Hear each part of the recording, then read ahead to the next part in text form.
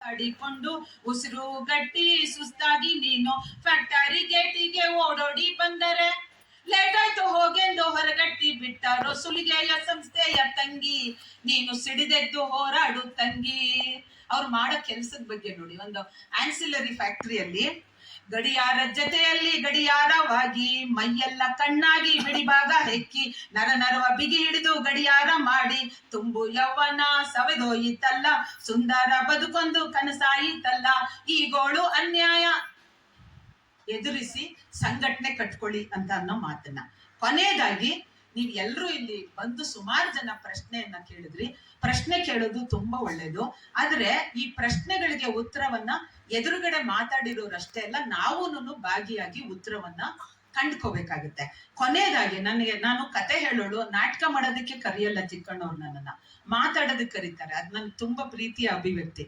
ಕೊನೆಯದಾಗಿ ಒಂದ್ ಕತೆ ಹೇಳ್ಬಿಡ್ತೀನಿ. ಅದು ಹಿಂಗೆ ಒಬ್ಬ ಯಾವ್ದೋ ಒಂದು ದೊಡ್ಡ ಹಡಗಲ್ಲಿ ಒಬ್ಬ ದೊಡ್ಡ ಪಂಡಿತ ಹೋಗ್ತಾ ಇದ್ದ. ಅವನ ಜೊತೆನಲ್ಲಿ ಒಬ್ಬ ಮೀನುಗಾರನು ಇದ್ದ.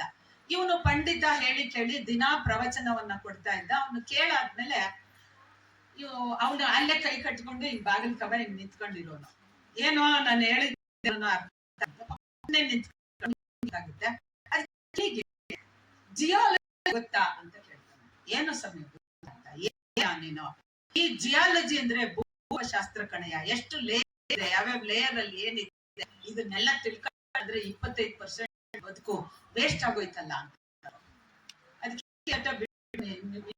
ಐತಲ್ಲ ಅಂತ ಹೋದ. ಮರು ದಿವಸ ಬಂದ, ತಿರ್ಗಾ ಅವ್ನು ಹೇಳ ಅದಕ್ಕೆ ವಿಂಡೋಲ್ ಹೇಳ್ತಾನೆ.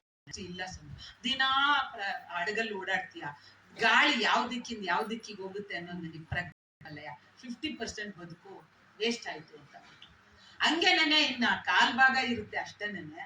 ಆ ವಿಂಡಾಲಜಿ ಆಯ್ತು, ಓಷನಾಲಜಿ ಗೊತ್ತಾ ಅಂತಂದ. ಇಲ್ಲ ಸಮಯ ವೇಸ್ಟ್ ಆಗೋಯ್ತು ಅಂತ. ದಿವಸ ಓಡ್ಕೊಂಡ್ ಬರ್ತಾನೆ. ಸಮಯ ನಿಮ್ಗೆ ಈಜಾಲಜಿ ಗೊತ್ತದ ಸಮಯ ಅಂತ.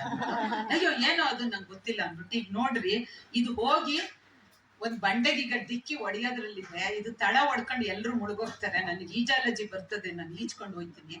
ನಿಮಗೆ ಈಜಾಲಜಿ ಬರೋದಿಲ್ಲ, ನೀವು ಮುಳುಗ್ತೀರಿ, ನಿಮ್ದು 100% ವೇಸ್ಟ್ ಆಗ್ಬಿಡುತ್ತಲ್ಲ ಅಂತ. ಪಾಪ ಅವನು ಒಳ್ಳೆಯವನು, ಅವ್ನು ಬರೀ ಖ್ಯಾತೆ ತೆಗಿಯೋ ಅಂತನಲ್ಲ. ಯಾಸಟ ಬಿಡಿ ಸ್ವಾಮಿ, ನನ್ ಬೆನ್ ಮೇಲೆ ಕುತ್ಕೊಳ್ಳಿ, ನಾನೇ ನಿಮ್ಮನ್ನ ಈಜೊಡ್ದು ತಲುಪಿಸ್ತೀನಿ ಅಂತ. ಅಂದ್ರೆ ನಾವು ಬರೀ ಸಿದ್ಧಾಂತವನ್ನ ನಾವು ಪ್ರಾಕ್ಟೀಸ್ ಮಾಡದೆ, ಬರೀ ಪ್ರಾಕ್ಟೀಸ್ ಅದನ್ನ ಒಂದು ಸೈದ್ಧಾಂತಿಕ ನಮಗೆ ಬರ್ಲಿಲ್ಲ.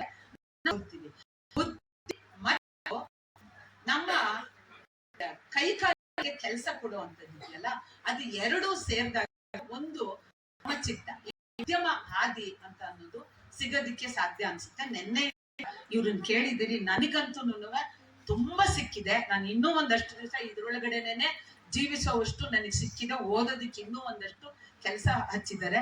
ನನ್ಗೆ ಇಂಥದ್ದೊಂದು ಕೆಲಸ ಕೊಟ್ಟಂತಹ, ಇದನ್ನ ಆಯೋಜಿಸಿರೋ ಎಲ್ಲರಿಗೂ, ನನ್ನ ಮಾತನ್ನ ಕೇಳಿಸ್ಕೊಂಡ ಎಲ್ಲರಿಗೂ ತಲೆಬಾಗಿ ಶರಣ.